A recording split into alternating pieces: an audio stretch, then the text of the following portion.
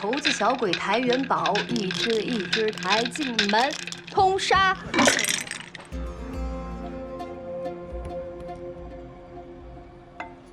7点，天门第1府，庄家第3府。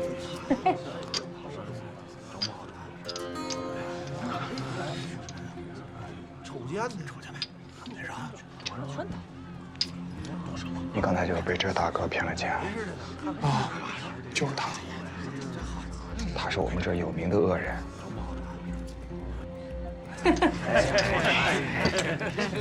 你输了，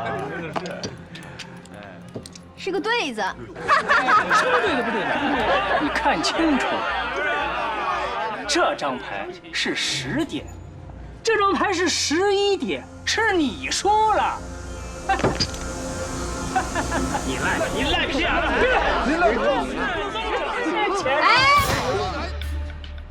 点子大就赢，点子小就输，也没有天杠地杠是吗？谁敢说不是？兄弟，你们关外都是这么玩牌的吗？这规矩我可没听说过。规矩，关外的规矩就是关外人一定会赢。识相的把你的手拿开，不然掰断你的指头。看。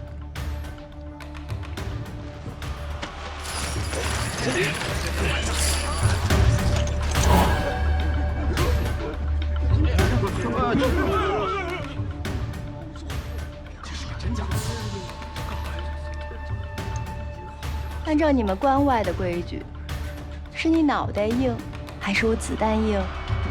怎么？我是厦大，有种你就开枪，开！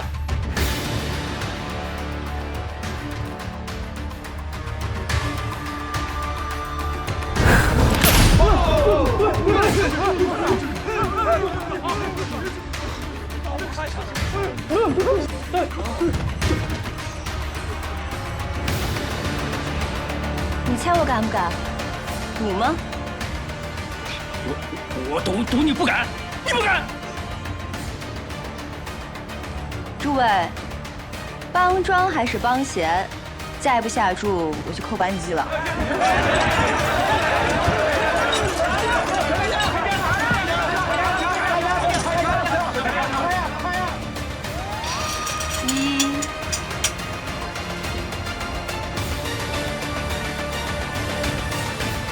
2。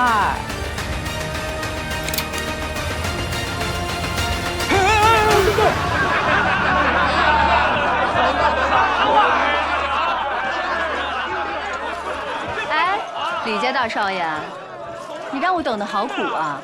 他们跟我说你在这儿。节过得还好吗？就这么回事儿吧。南方战事吃紧，朝廷各种名目加租加税，南方粮食运不过来，天一冷，饿死的人肯定比往年多。我过来是告诉你，时机到了。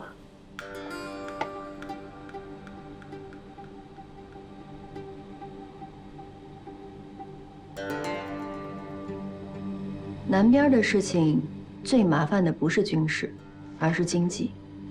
朝廷败了这么多次，但每次都能马上把军队恢复起来，为什么？因为他们有赋税，有票号，有当铺。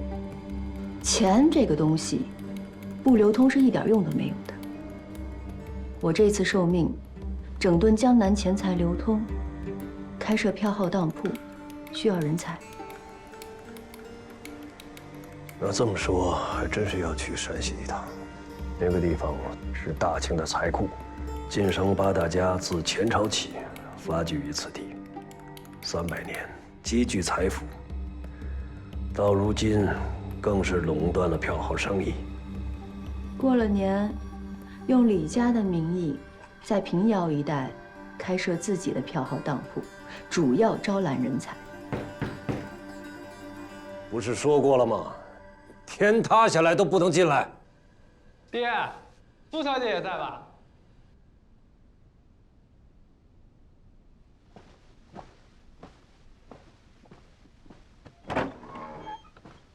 苏小姐，爹，你来干什么？你怎么知道苏小姐在这儿？张广发带人收拾后门呢。今儿晚上他自个儿在那儿守着，我就知道咱们家今晚必有贵客来访。你这吵架来得慢是不是？李家少爷，瞧。苏小姐，您上哪儿去？我陪你去。我要去平遥一带，李家要开设自己的票号当铺，你爹亲自陪同。这事不必劳动我爹，我去就行。爹，我给您趟出一条道来，省得万一折损您老的名声。小孩子懂什么？这个世界上谁会给谁让道啊？你要是真能在山西的地界上撑过1年，也算是大功一件。敢去吗，小子？若让我去，必扎根在此。山西富商的孩子从小就学习经商，从扫地、倒水、小伙计干起，没个几10年的经验，怎么可能会坐在掌柜的位置上？就你这个样子，人家一看就是个纨绔子弟，来玩票的。不是爹，我倒是觉得李公子去甚好，名震天下的李万堂一出马，会搅得人尽皆知，很多事儿就不好办。多谢，爹，我这次一定收了自个儿的习气，扎扎实实的在山西做出一番样子。我的事儿办成了，就把山西老八家的脑袋做酬劳送你，区几个店铺，闹不出什么大笑话。李公子，还有件有趣的事得告诉你，你的老朋友现在人正在平遥。谁呀？宁古塔的书生古平原呀。古平原逃到山西去了。您怎么知道？我的眼睛多啊。那个姓古的，我得想办法把他给弄过来。老天爷造就这么好的人才，却落到这种地步，这个朝廷不亡，实在没天理。天下人才是有的是啊，这个人只不过是一个逃亡的流人，他算什么人才？苏小姐还言过其实了。您认得？不认识，听犬子提起过。他怎么可能会活着逃出来呢？是，我也纳闷了。我到山西问问他。你身份尊贵，怎么可能跟流人打交道？那苏小姐还是反。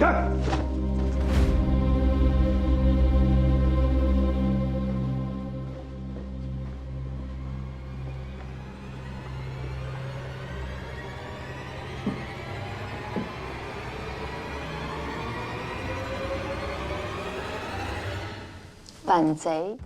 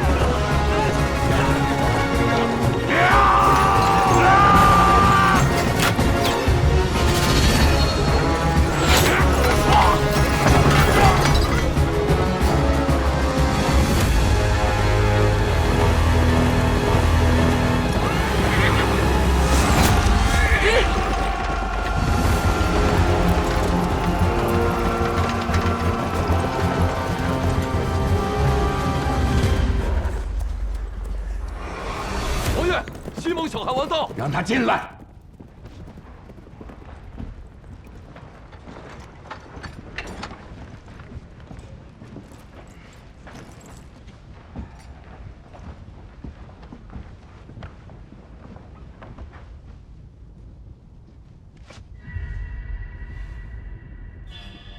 王爷，福晋。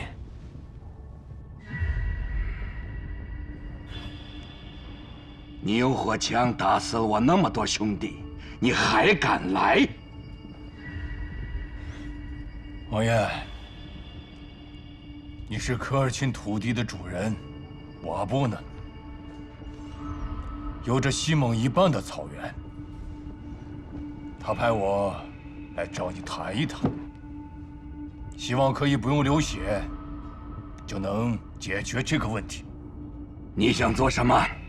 大清的皇帝已经完蛋了，他们自顾不暇，这是个好机会啊！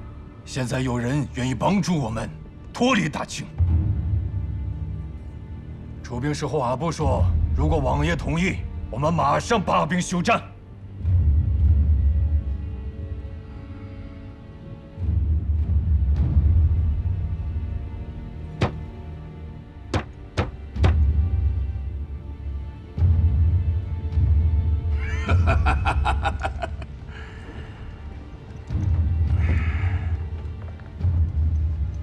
成吉思汗在的时候，可没有兄弟之间流血相争的，更没有勾结外人欺负同胞的。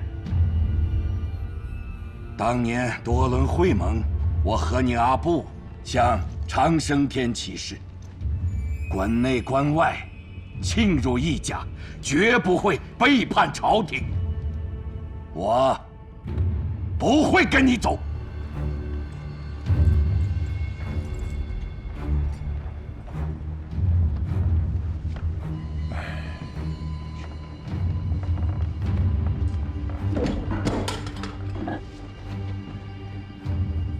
哲伦秘书说：“这样，我把我的火枪分给你一半，我们一起往西，占领更多的草原，把那些部落的人都收回来。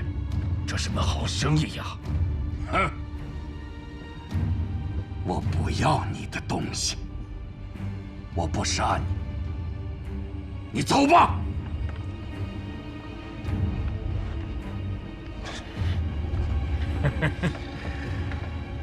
王爷，看来你还是对火枪一点都不熟悉。枪呢，可大可小。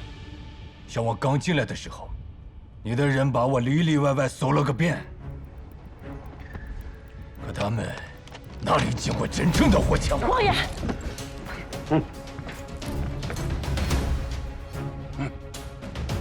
这就是你们的仁慈。希望你能明智一点。王爷，你不要答应他。不要怕，这自然。如果我答应了你，将来草原上的小羊羔都辱骂我；如果我答应了你，长生天都不会收留我的灵魂。开枪！大清有什么了不起？要是再这么固执，那就别怪我不客气了。今天你们夫妇死在这儿，都没人知道。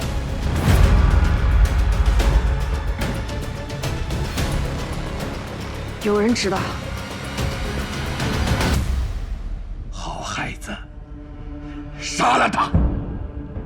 小姑娘，这把刀，吃奶酪还可以，要是一刀弄不死我的话，倒霉的可就是你了。听我的，我皮的口袋里有一包上好的宝石，我向长生天起誓，每一颗都价值连城。你把它拿走，离开这儿，其他的事与你无关。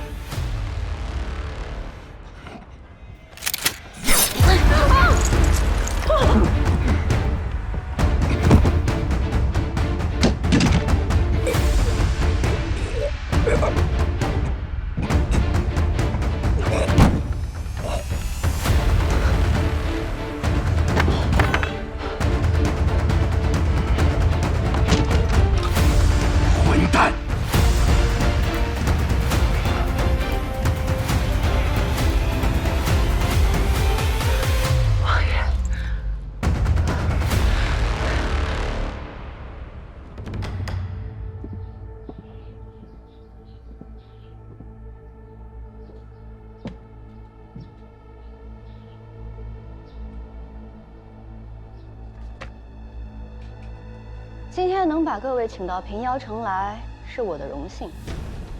在座的都是山西地面上最老的当铺朝奉、票号管家，等闲都不愿出门半步。且敬此杯。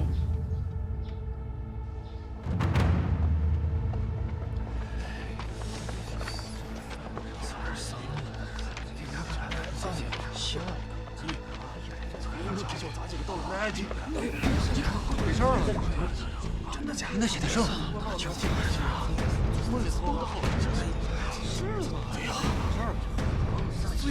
你们肯来，我是给够了钱的。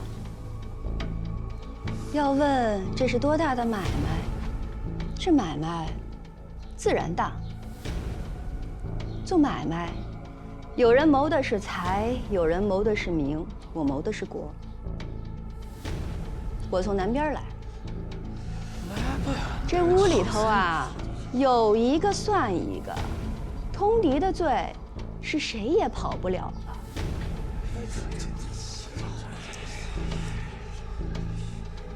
来，为了这个罪名，我敬大家，一起喝一杯。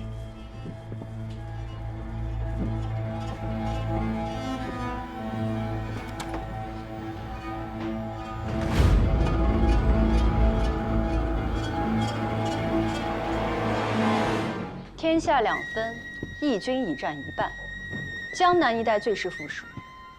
可这些年仗打下来，起起落落，连南京城里的票号当铺都荡然无存了。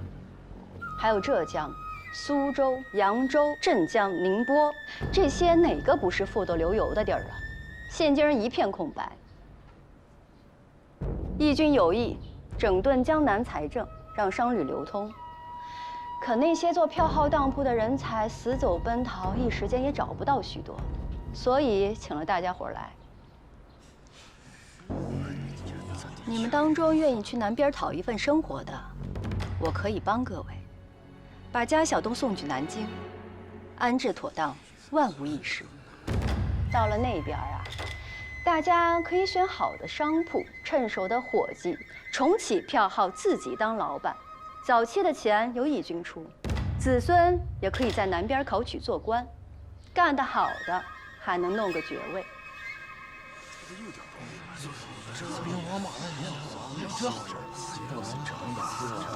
我向各位担保，最多3年，让南边的银钱流通起来。3年之后，还想留在南边的就留下，想回来的，我自然能给大家伙再弄回来。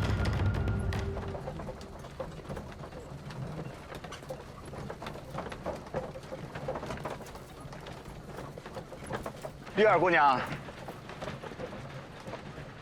哎，去哪儿啊？别碰我！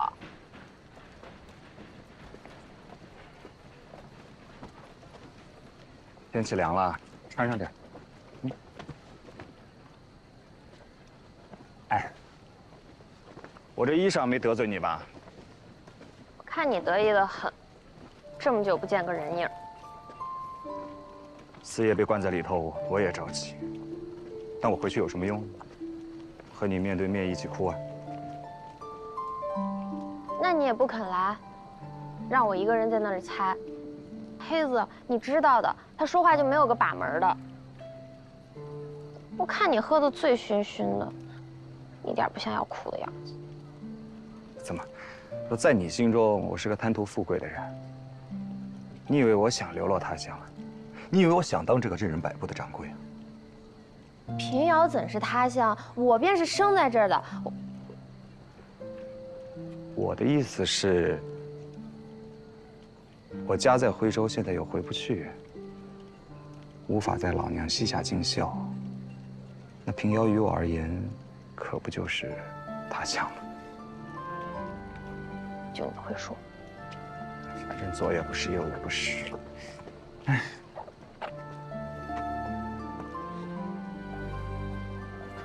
要被你气糊涂了。我爹病了，时好时坏，他住在那里晒不到太阳。虽说比其他犯人过得好，但那毕竟是监中，我让他好好休息，他又每天问你的消息，你让我怎么说？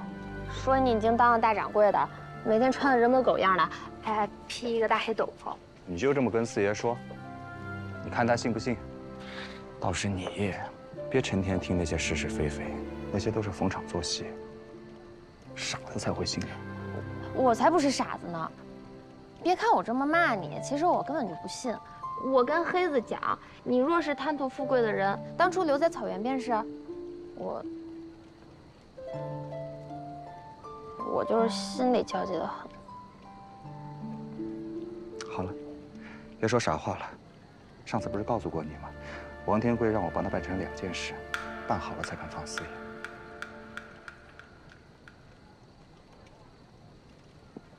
楼上有人。你来来回回就这几句，姓古的滚你的吧！什么人？哎，天这么冷，你自个儿留着穿，好长命百岁。这个不识好歹的玩意儿，滚吧！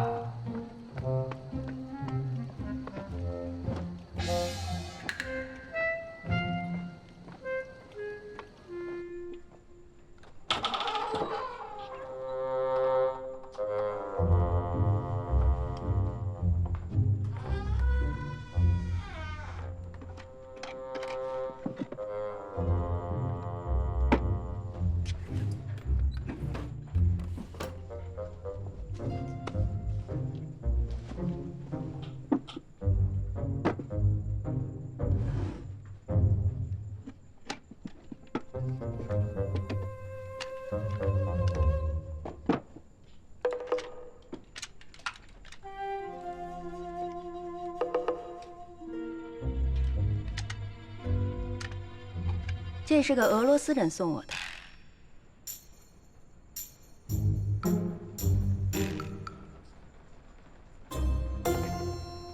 这什么这个那个的呀？你个大少爷干这种贼活，一点也不懂行。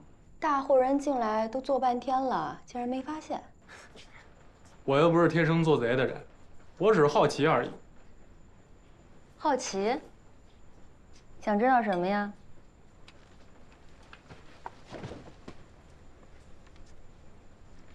是你把那几十个人弄过去的，弄到长江以南。你真的是造反的人呀！这你不都知道吗？还问？那我爹还这样听你的话，不知道跟你这样的人打交道，全家都会砍头啊！这话说的真好，果然是个孝子啊！你爹为什么要听我的？你难道不该问你爹吗？反倒审问起我来了。对，我自然要问他。不过我先问问你，你肯定知道。我自然知道。但是你爹不让我告诉你呀，说你是个小孩呢。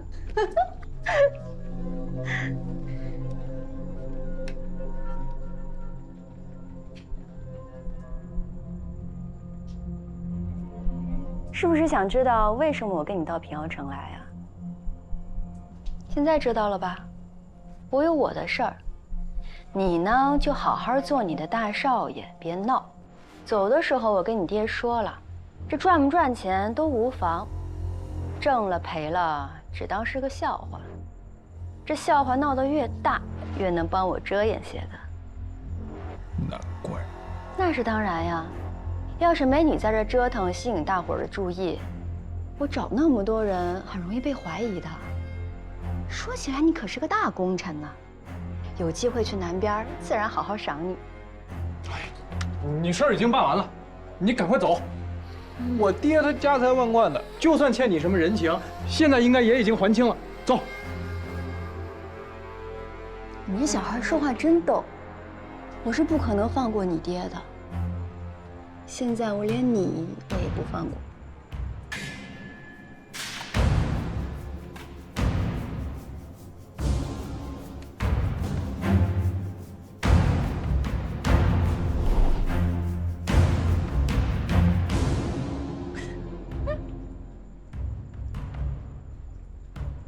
你真以为我不敢开枪啊？你要是想动手，好歹选个能用的东西吧。这是我朋友送我的礼物，从未装弹。我赏完一次都得很精细的擦半天收起来，你这么随随便便的拿着，就不怕我心疼吗？放回去。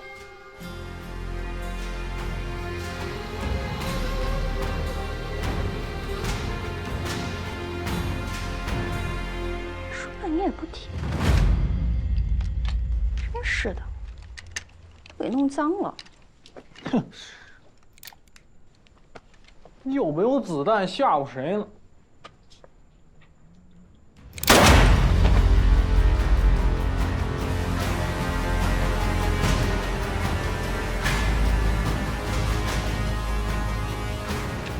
以后再进我屋，这一枪就打在你脑门上。出去吧。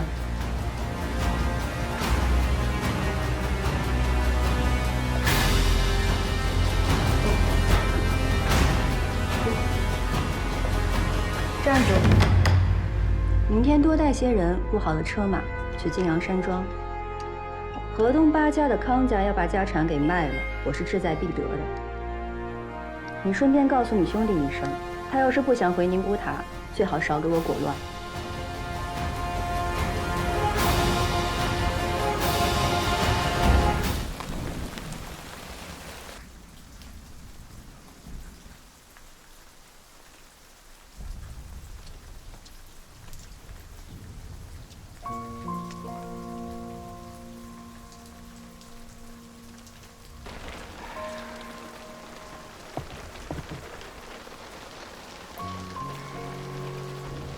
别管我，你哭你的。我不管你，你是鬼啊！我还没鬼好呢，鬼还能投胎，还有个盼头。我能盼什么？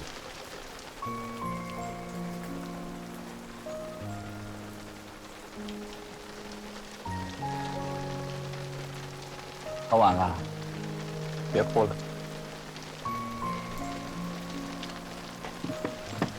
来，我送你回去。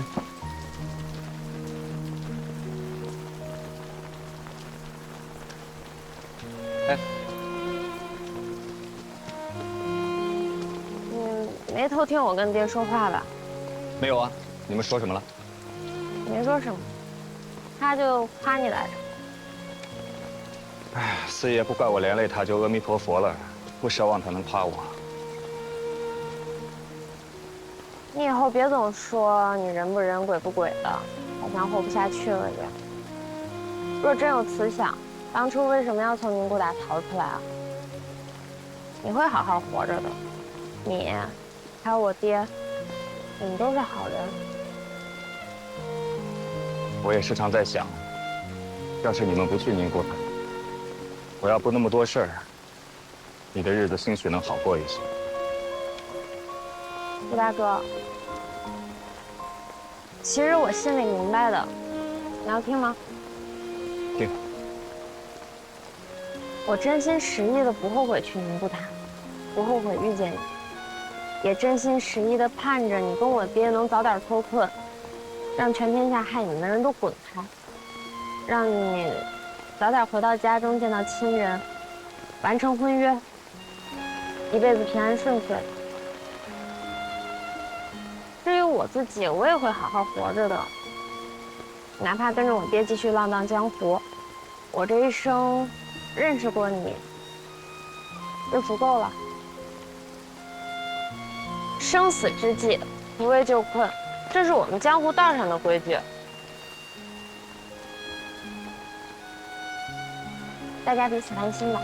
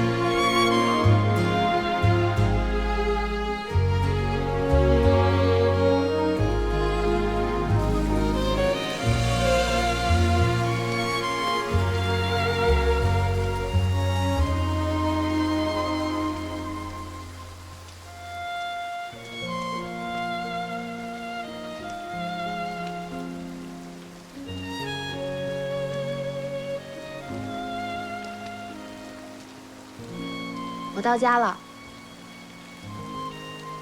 你看，你也有没话讲的时候。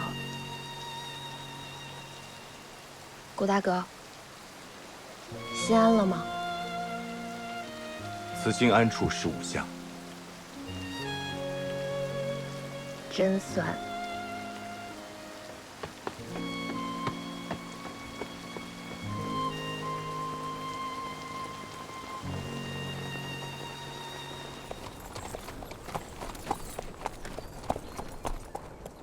差点忘了你是格格了。我想送你点礼物，我想来想去不知道送什么，我就送我那素昧平生的白姐姐一点礼物。那也不用。你新婚的时候，我怕我赶不上，早点送了，心里干净。但我琢磨着，这白姐姐有了你，这世上也就不再缺什么了，何须我再送？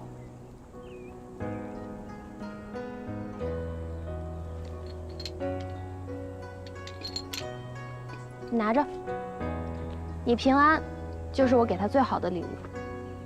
这是王爷送你的，我不能要。我拿着有什么用？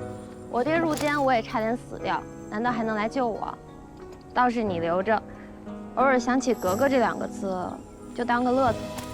我就不留了。接下来还要跟着四爷跑马帮。当然了，我们江湖儿女江湖老。那你一路保重。去。顾大哥，这一年我也读了些书。我跟爹从小四海漂泊，独不会说读书人的话。那也无妨。仗义每多图口碑，不幸都是读书人。那是负心人的错，跟书没关系。我看书上写，读书人送行的时候都要写诗互赠。我背几句今早读到的诗来送你。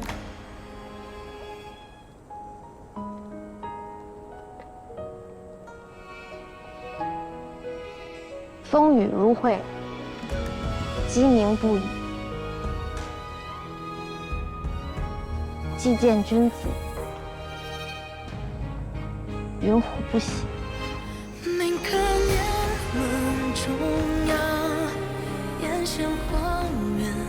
顾大哥，保重。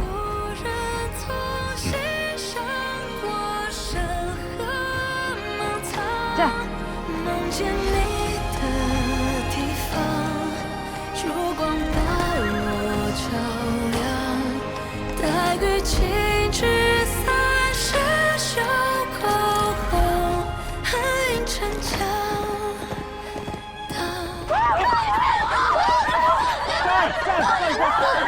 你们还弄什么呢？这里面一定有人通风报信。将军都受伤了，都给我查！小四，快去看看军医怎么样了？我江边，我来支援，你们别伤人。停！谁刚才说话？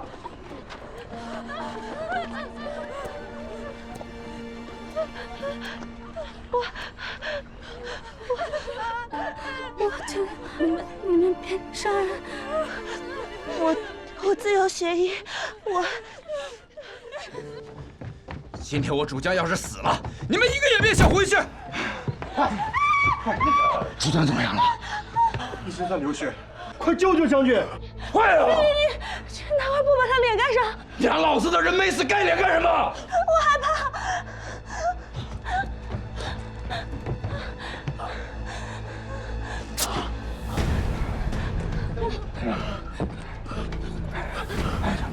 快点啊！你去拿尖刀、酒、金疮药、火盆。快！火盆、酒，快！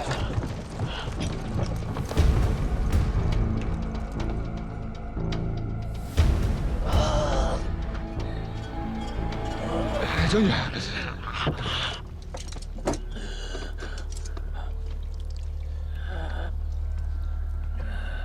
我把他伤口里的铁砂挖出来，你得按住他。好。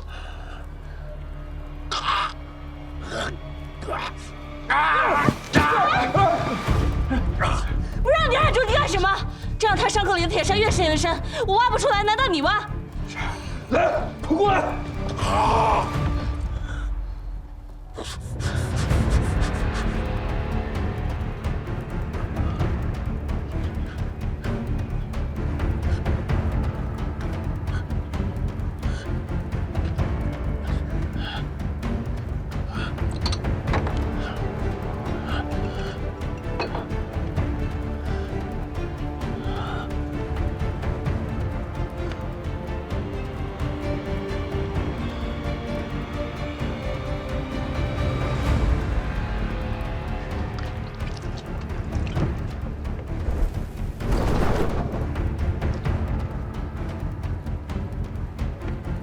我帮你把剑拔出来。别拔，拔了就死。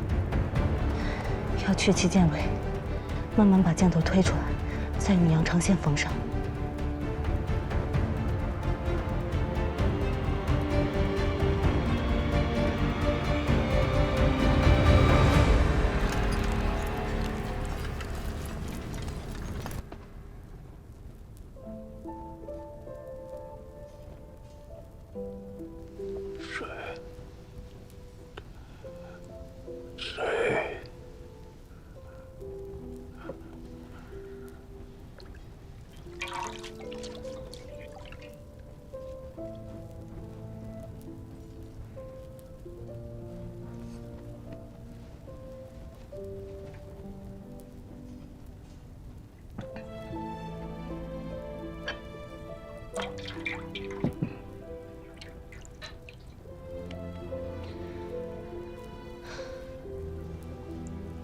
你流血太多，不能喝太多水，吸一下生气。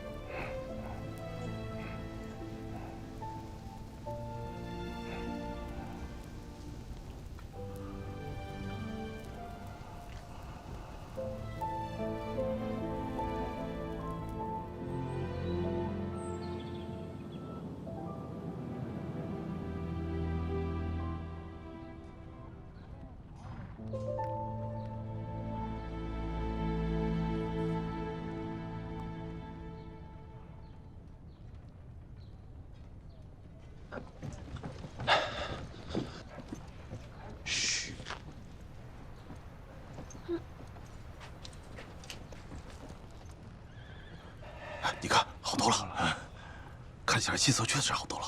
是啊。哎，你可真行啊！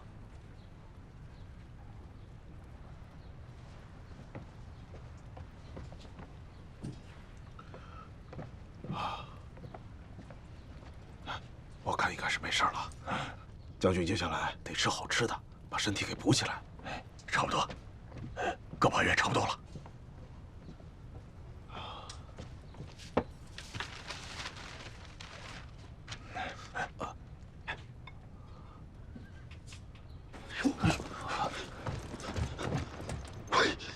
你干什么呢？那主将看这个跟眼珠子似的，你就这么写呀？命都没了，还要什么眼珠子？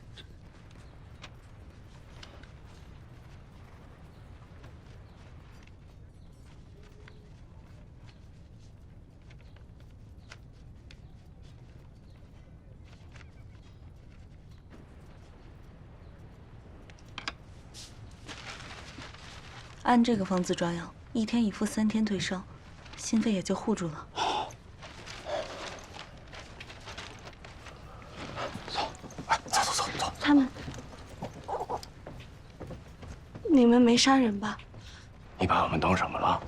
那手无寸铁的娘们儿，还用得着我们动手？放心吧，一个没动。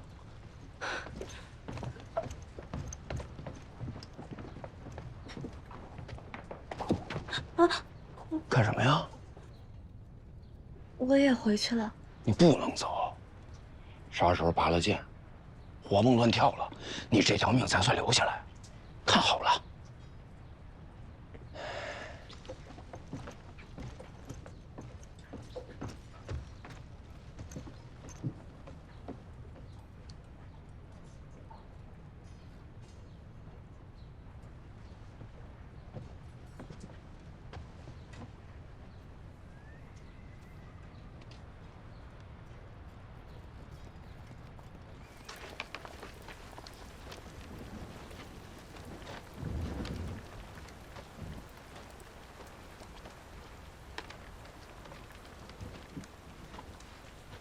你的医术是跟谁学的？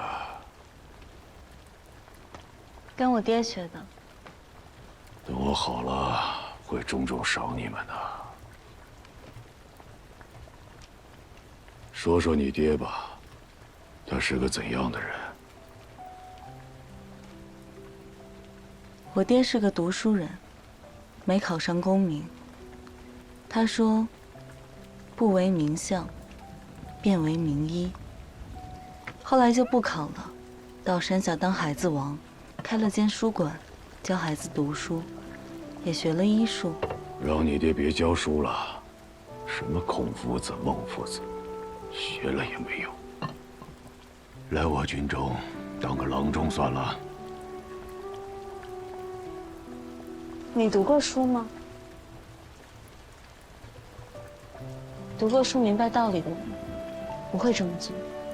要不是你们打仗，我们茶叶卖不出去，东西运不进来，人人生怕被抓丁，茶陵被烧了，全村的人哭了1天1夜，我们见谁无救？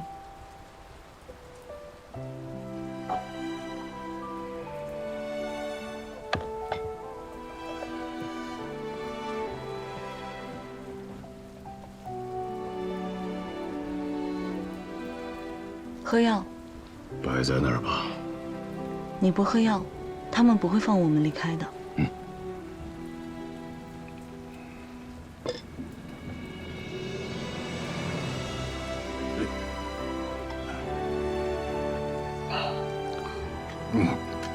疼。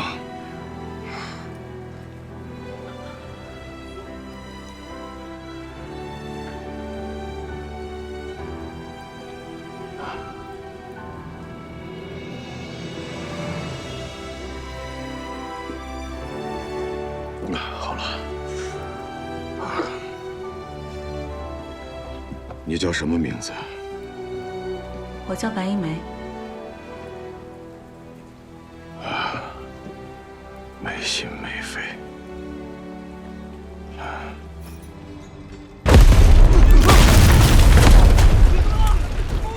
发生什么事了？发生大爆炸了！大家有没事？没事。发生什么事了？来人！不是地形。一梅，来，跟我起来！将军，长流坊的炮子炸了！将军！不要！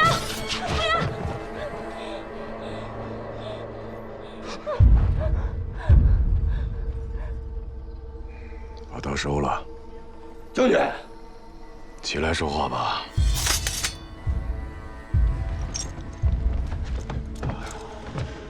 你还没死啊？我们还有生意没谈完呢。那炮子儿是你点的，狗脑子还挺聪明。你跟白小姐是什么关系？我们之间有婚约。你私自闯我军营，本该死罪，可是看在白小姐的面子上，放你走了。走。哎，我要走，我自己早走了。我来是要把那些抓住的人都带走。将军直接杀了算了，别跟他废话。好，我与你接着谈生意。除了那些麻绳，我还能提供给你桐油。桐油多少？整个惠州城搜罗下来，少说也有几千桶吧。我卖你麻绳和桐油，你把那些女人全部放了。你当真不是探子？我是不是探子已经不重要了，只要麻绳和桐油是真的不就好了？言之有理。好，钱呢，我1分不会少给你。那些女人我也都会放了。不过，你跟我做生意，若是朝廷怪罪下来说你通敌怎么办？无妨。通敌也是我一人通敌啊。若能救那么多人的命，这笔买卖很值。做生意搭进自己的性命，你莫不是个傻子吧？做生意也是需要成本的，有的时候人命也是成本。我可以信守承诺，我希望将军你也会。他们与你非亲非故，值吗？值不值你说了不算，我觉得才算。顾大哥，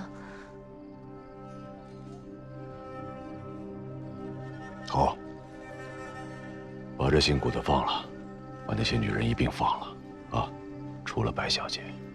是。李成，白东，李成，我的意思是所有女人，包括白一梅。顾大哥，李成，顾大哥，你儿无信你，李成。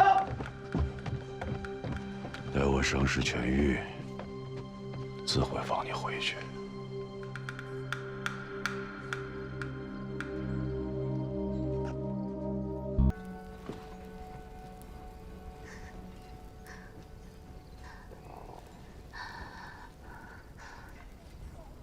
忍得住吗？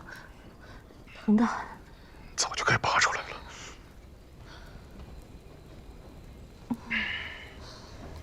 这儿得用药，先把皮肉咬掉，往往试试一把，血分出来，人就没救了。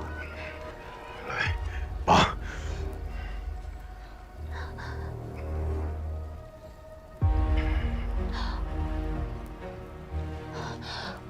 我下手拔了，你要不要找个东西咬上？我连疼都怕，我还怎么带兵打仗？拔！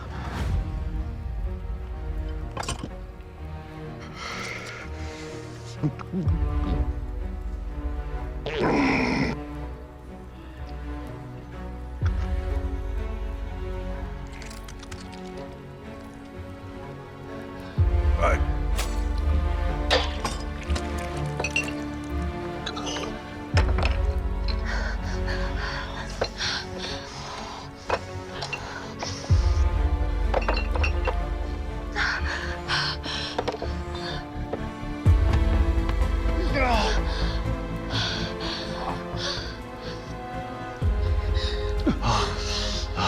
老黄，吃死了也我已经跟手下人交代过，不管怎么样，都会送你回去。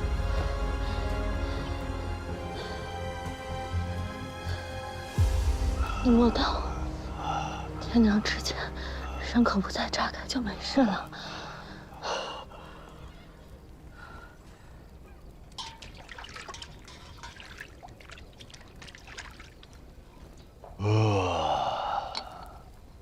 头回觉得饭气儿还能这么舒服。人气本来就舒服，吃饭、晒太阳、喝茶都很舒服。我真是不明白，老天爷造了人，又在地上长了庄稼，长了果子，让人解饿，又长出棉花，给人取暖，为什么要杀来杀去的呢？一个富户人家的小姐，哪里懂得这些？我不是小姐，小姐哪里会给人治伤？我爹是个书生。至少能吃上一顿饱饭吧。在我出生的地方，女孩还没长成就叫人买走了。男孩长到6、7岁，就得跟着爹下矿挖煤。我爹是因为矿洞塌方被埋在了里边，我2个弟弟是因为矿洞透水被淹死，最小的才4岁。我娘是借了高利贷，才勉强买了2口狗碰头的棺材，他们给埋了。什么是狗碰头？棺材板要是厚，那倒还好。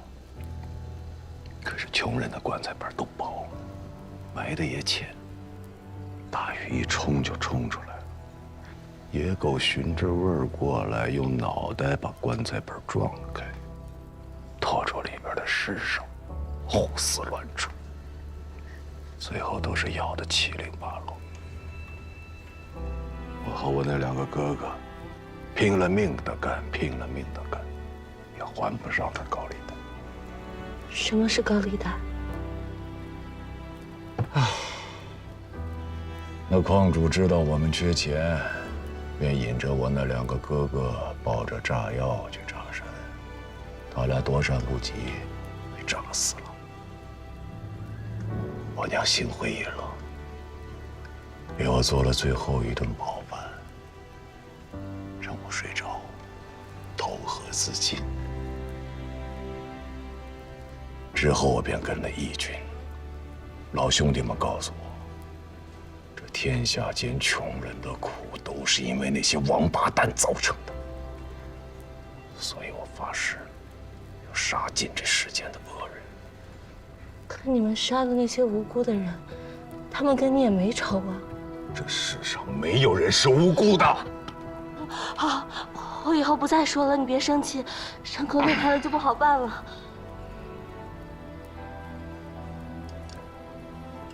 这次委屈你了，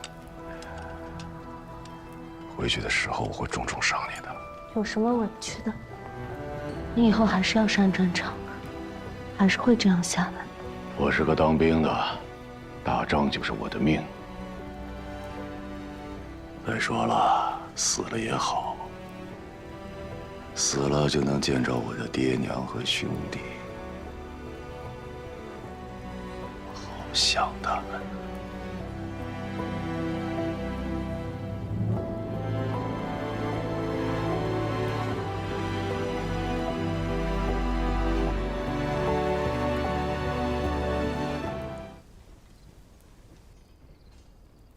观世音菩萨在上，小女白衣梅诚心祈愿，愿山涧村的村民免受一切苦难，再无饥荒，茶园得以重建，保佑全村幸福和安宁。愿爹爹身体康健，百邪不侵。顾大娘和顾大哥母子团圆，再无分离，得偿所愿。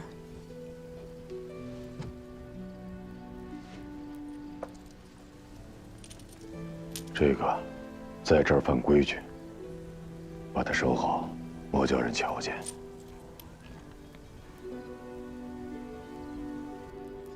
你每夜伤最重的时候，我都在此为你诵经消业。菩萨大慈大悲，有求必应。我现在伤好的差不多了，你还求他做什么？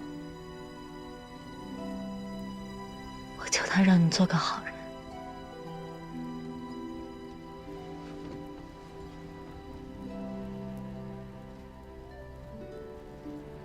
好人。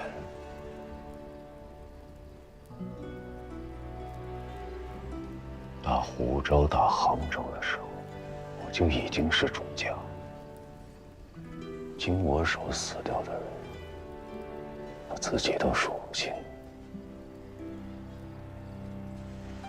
菩萨不会救我的。我会，我会，我会。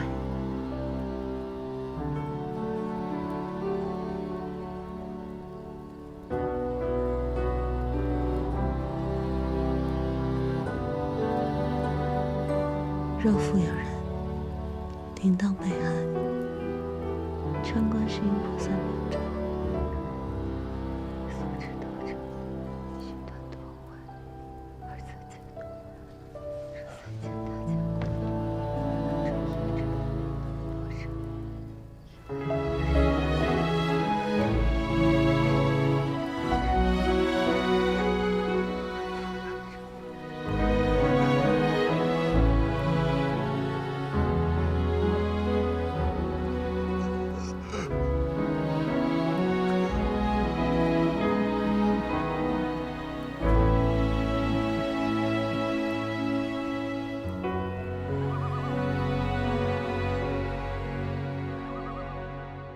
女儿啊，来坐。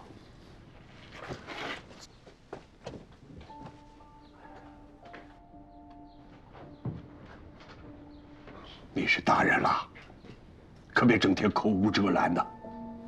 虽然两家离得近，你嫁过去别一趟趟往家跑，你婆婆是个明事理的人，好多事儿啊，我听着都服的。平原这孩子也不敢给你气受。真要有什么过不去的事儿啊，多跟婆婆商量，记住没？爹。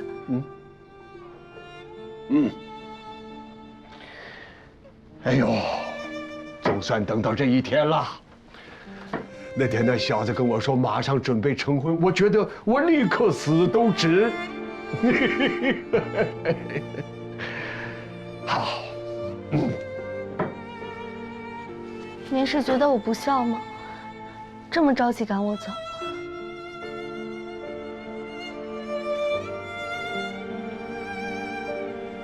闺女啊，你刚才说的啥？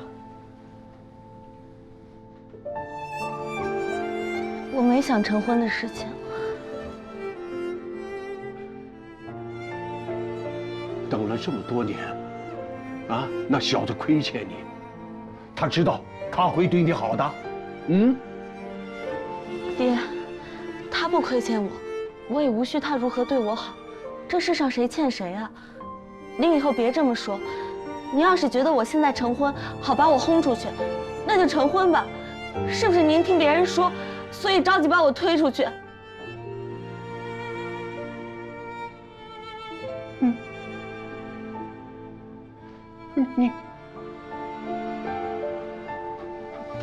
您这是说的什么话？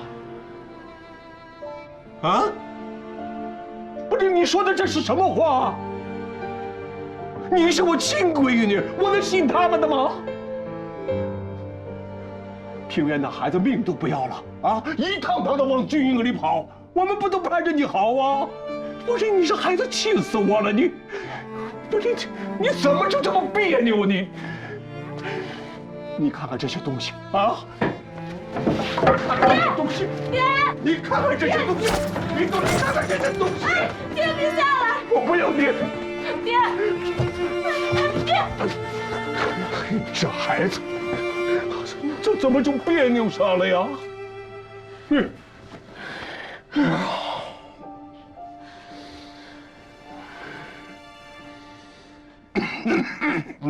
爹，我错了，行了吧？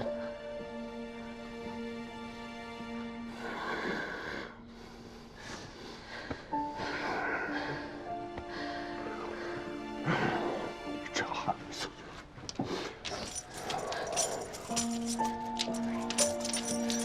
你看看这些东西啊！你看看这些东西，都是每年从嘴里抠出来攒的，怎么能说是我往外赶你啊？你怎么能说出这样的话呀？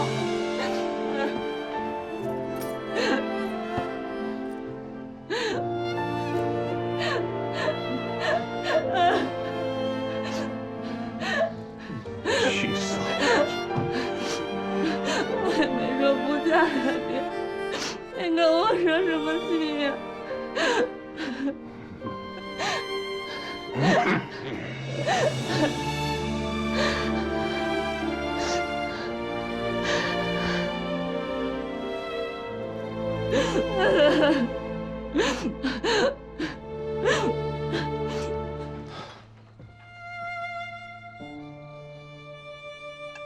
伤心人各有怀抱，古先生有心病，我把药带来了。你终于答应带我去合肥了。哟，我怎么觉得这生意做亏了呢？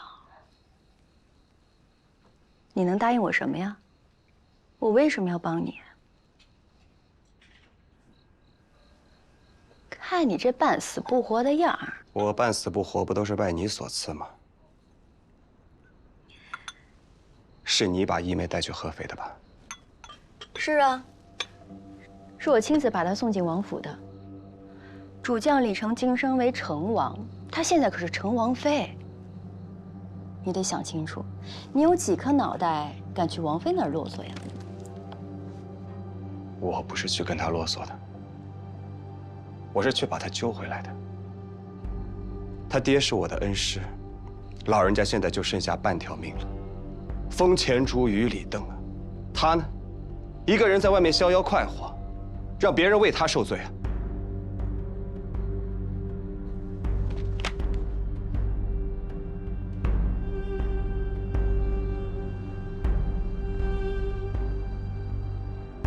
你何以知道他逍遥自在？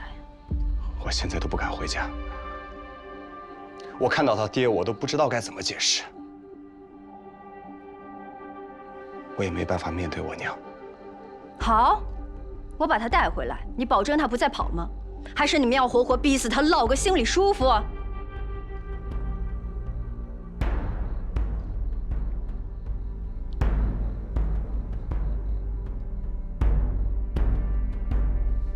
河两边的人心事是不一样的。他已经过去了，你留恋也没有用。我最后再劝你一次。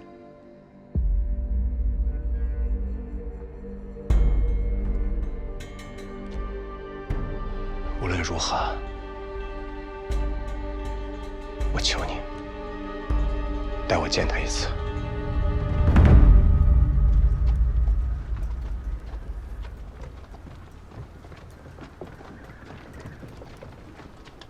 苏小姐，王爷吩咐了，最近有很多混进合肥城的探子，不得不谨慎啊，需要查一下货。好。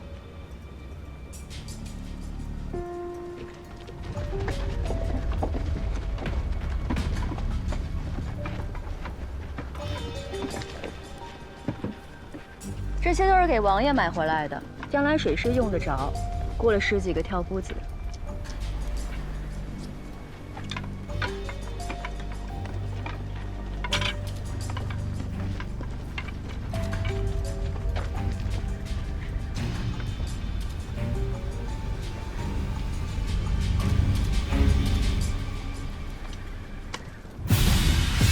是子英，子英，走！你是谁？哎，你谁呀？雇挑夫子的时候，我怎么记得没有你呢？给我拿下！不，等等！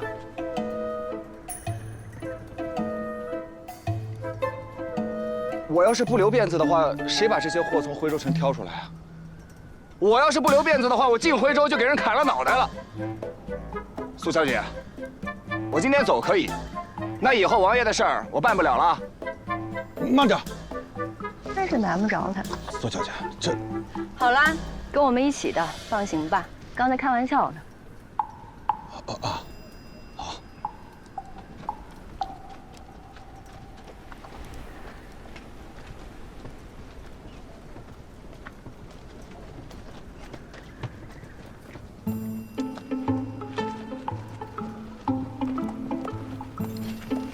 我差点被你坑死。不坑你坑谁呀？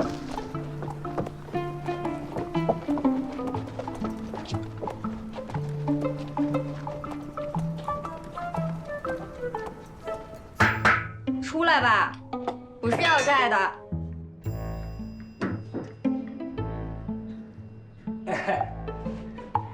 不是来要债的，那就是来送钱的吧？我呸！走。我跟你说，你可千万别借他大钱，不然呀，他下辈子才能还你呢。我呸！谁让你给我定日子了？下辈子我也不还。客人来了，赶紧沏茶去。哎，你行了吧？沏茶的东西都让你给当了，我拿什么沏啊？坐。找我什么事儿啊？是这样的，廖先生，我叫谷平原，是山涧村的。村里的白先生让我来请您。请我？请我去喝酒吃肉，还是品茶叙旧啊？请您去炒茶。炒茶？炒什么茶呀？那茶山都让那帮混蛋给烧光了，哪有茶可炒啊？再者说了，要是有茶可炒，我至于输得这么惨吗？有茶可炒，你输得更惨。这谈正事儿呢，你少插嘴。你可别骗我啊！不敢。村里新进了一批茶苗，想在清明前再收他一季。村里人可都指着他穿衣吃饭呢。好，拿来吧。什么呀？银子呀，你个傻瓜！啊，对对对。哎，不行不行，你可千万不能给他银子。哎，他这什么都没了，就剩一张嘴了。你要给了他，就打水漂了。我自然是拿着银子到当铺，把炒茶的家伙事儿给赎回来，这还用你说呀？你得了吧你，别给他了。你说，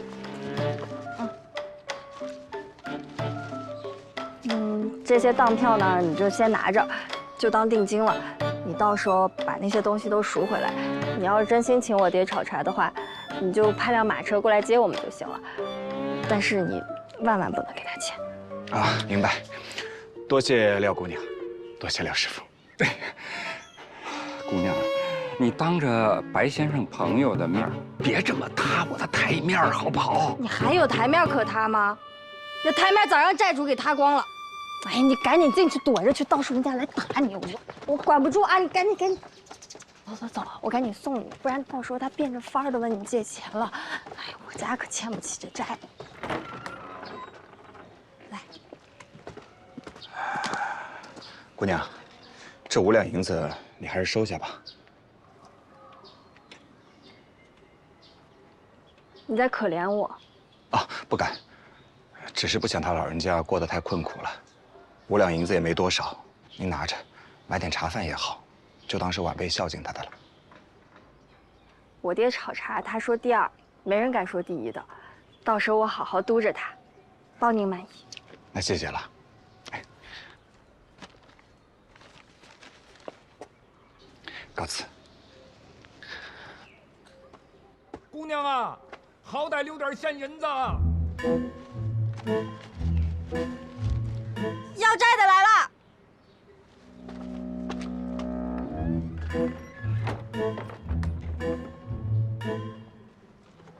闺女，哎呀，你分给我点散碎银子吧，啊，就算爹求你了啊！哎，闺女，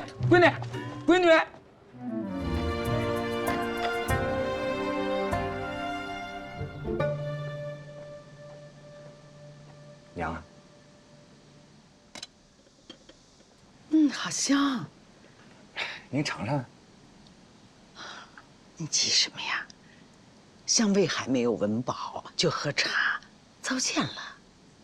老嫂子，您是行家，种了一辈子茶，总算懂了一点。廖先生面前不敢卖弄。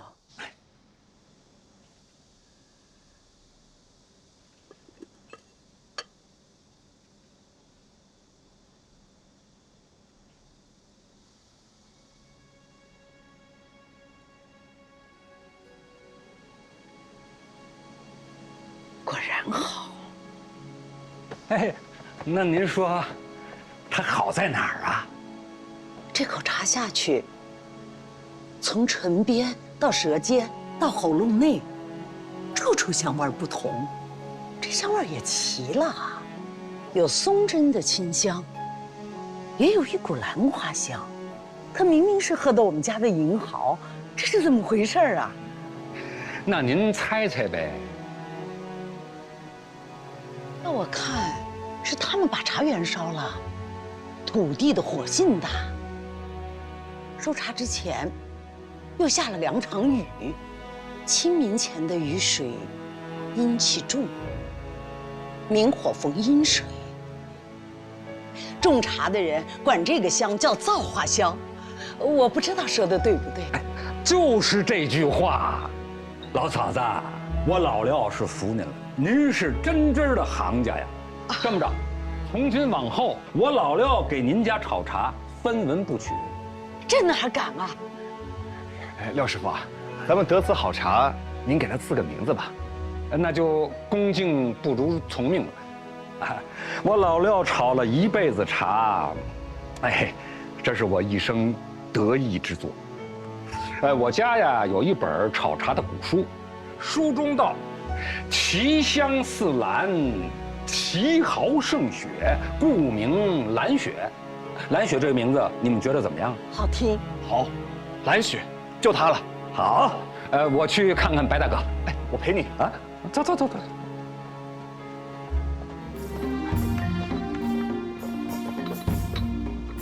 在下徽州茶商古平原，不知道大奶奶怎么称呼啊？你这人忒也无礼，哪个是你奶奶？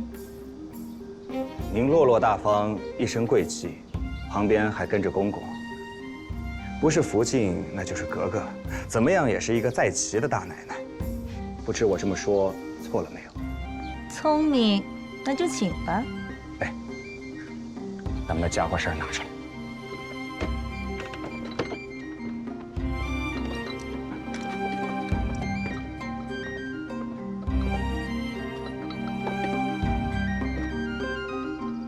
我说二位，带这么多，工欲善其事，必先利其器。只是这里没有水和烧水的炭。不知这位公公在王府里可有相熟的人，帮我们借一借来可好啊？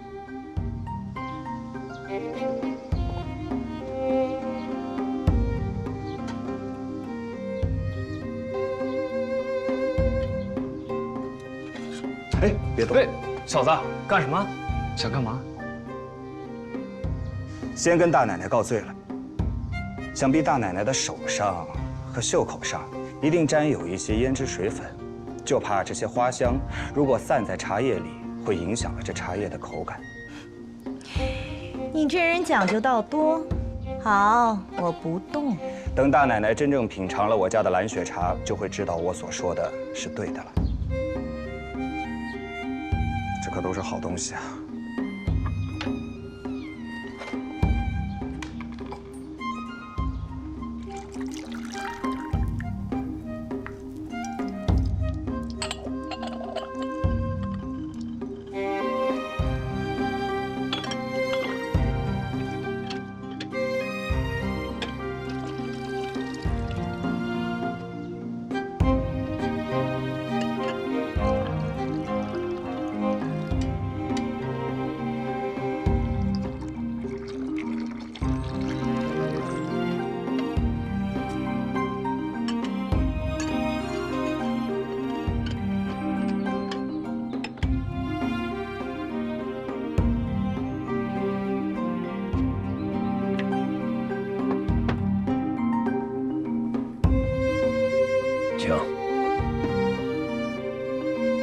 京师李家敬献窖藏金丝龙团。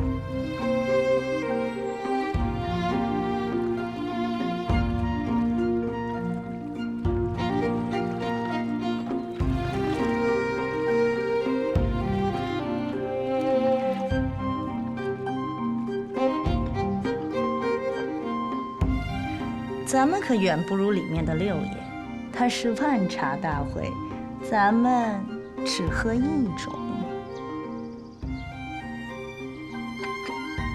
您喝的是魁首，六爷哪能跟您比呀？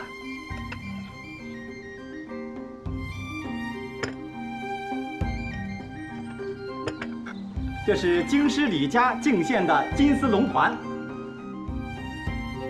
这蒙不了我，这是宫里的玩意儿。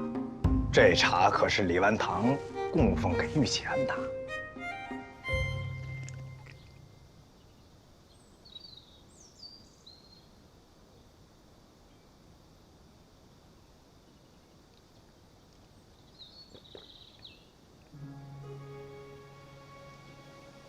真是奇了。大奶奶，怎么样？每年安徽都有贡茶，怎么没有这等好茶？问一问，这样的好茶都给谁了？您问别人都没用，只有我家的茶园种出来的茶才有这般味道。为何呀？这些年两军交战，把我家的茶园一把火都给烧了。茶园里之前种的，那都是几十年的老茶树，是我们的命根子。可反而就是这样一把火，它改了地脉，变了土质，之后种出来的新茶便有这股淡淡的兰花香味。再加上我家请的炒茶的老师傅，他用的是一口上百年的大铁锅。这老师傅平日里舍不得用真茶叶来练手，用的都是松针。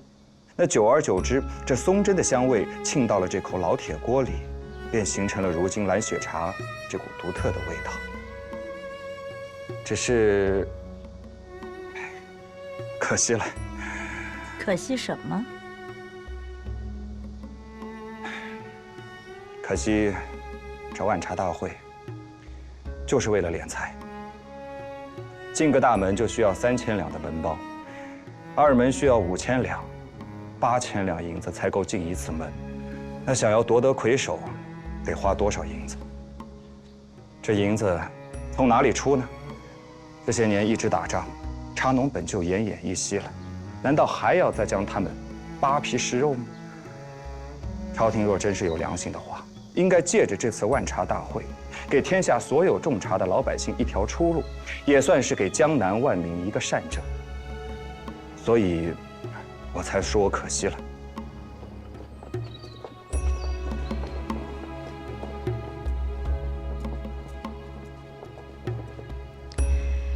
这话你可记下了，回去替我写出来，好让六爷知道。这……啊，大奶奶，刚才小人说的那都是发牢骚的话，我一个平头老百姓说话当不得真的。你看起来倒像个读书人，怎么不读书了？实不相瞒，你们是哪儿的？之前读过。国靖安排我们来侍奉茶水。惹了什么祸？宣华科场犯了朝廷忌讳。福晋差人过来送茶。老六媳妇儿送来的，莫不是老六知道我来了？那不能，咱们没跟六爷说，他上哪儿知道去？估计是福晋听说王爷有女客，派人过来伺候便是。你放心，给咱们开门送咱们进来的，都是我几个相熟的侍卫弟兄。六爷这么威风，咱们可不能扰了人家的兴。不过他的茶一口不喝，不是做客的规矩。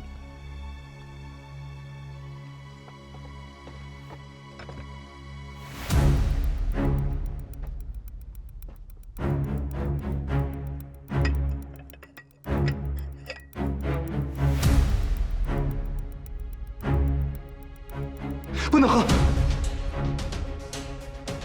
这茶怎的？忒也无礼！莫不是只能喝你家的茶？不是，这茶的香气和我家的有冲。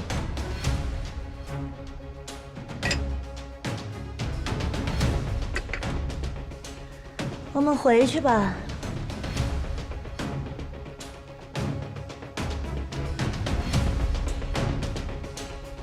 这桶茶送我了。哦，正是如此。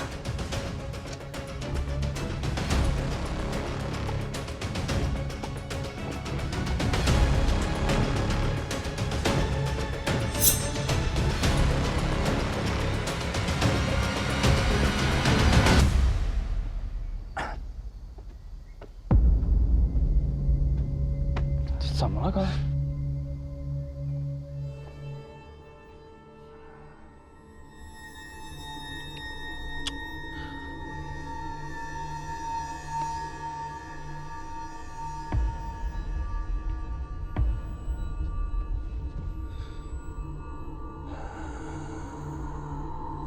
老二，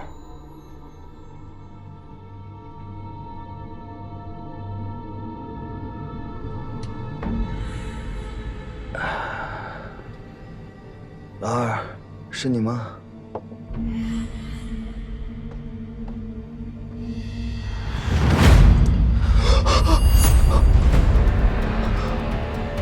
苏小姐，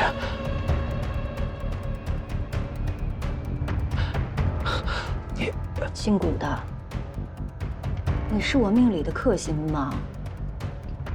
我怎么了？多管闲事。是嫌自己命太长的事吗？为什么要杀人？和你有什么关系？那是慈禧皇太后，她是我不共戴天的仇人。从阿玛死后，我一直在谋划，潜心积虑，步步为营，终于等来了机会，可以解我心头之恨，却被你搅了局。苏小姐，你先冷静。白天的时候，我真的不知道发生了什么。你先把这个弩放下，我们好好谈谈。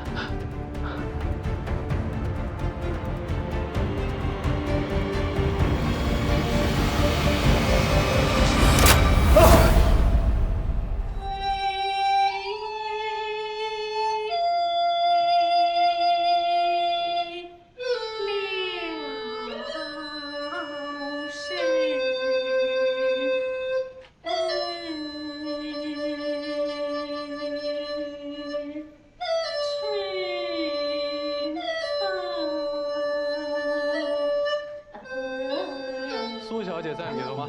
不是，为什么不让我进去啊？哎，忙什么里头唱戏呢？哪有那么……苏小姐，苏小姐，我有事儿找你。苏小姐，下去吧。急事儿！哎，你们让我进去。别丢人了，让他进来吧。哎，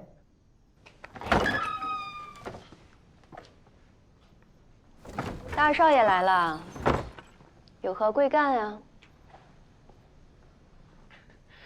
你把古平原弄哪儿去了？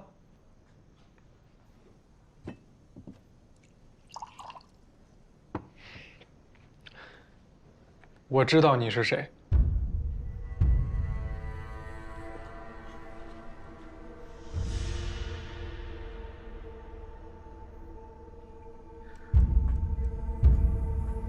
我是谁呀？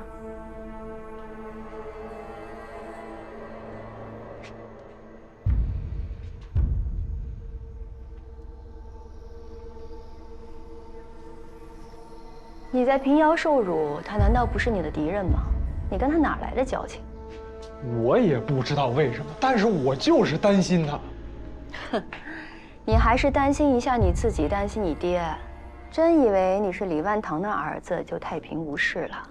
这泼天的富贵、倾倒朝野的权势，一夜之间都能化为虚无。你就告诉我他在哪儿就行。真想知道？哎，先别回答，问你3个问题，到时候你还想知道，我自然一诺无辞。这个人坏了我和你爹的大事儿，真想把他救回来？我想。就不想知道是什么样的大事儿吗？那天万茶大会，我也在，我知道老佛爷要来，我给他准备了一杯毒茶，被姓古的给冲了。千载难逢的机会就这么冲了，下一次再遇到这样的机会，渺无希望。你救他，就是得罪我。你听完我讲这事儿，你都得担一半的责任。你把他救回来，你就是同伙，撇不清关系了。谋反大逆，何止杀头，何家9族都是寡罪。你还要不要救他？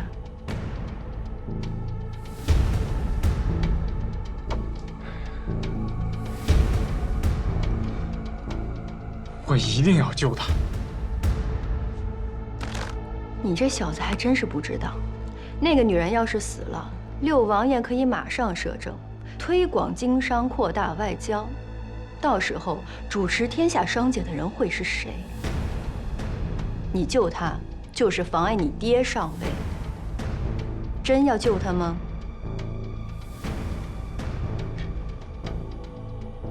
你说的这些大事儿，我管不着。我只知道，我就这么一个朋友，我一定得救他。古平原死了，大家都安静了，只有你惦记，没人在乎。这个人智谋算计、心力手段都在你之上，绝非池中之物。一旦他得了势，你根本不是对手。你要给自己留个底任吗？你想在这个世上留一个处处都高你一等的人活着吗？还要不要救他？回答我。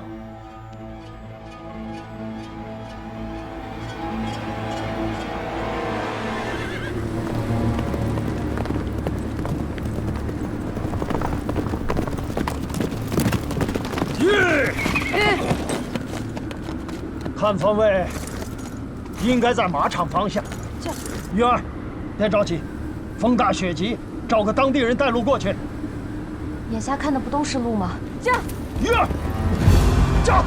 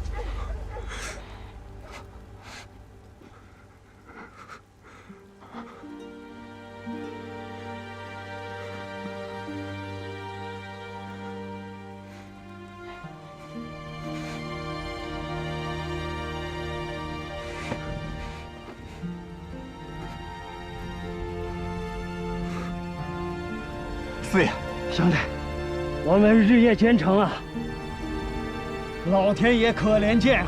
你平安无事，那就太好了。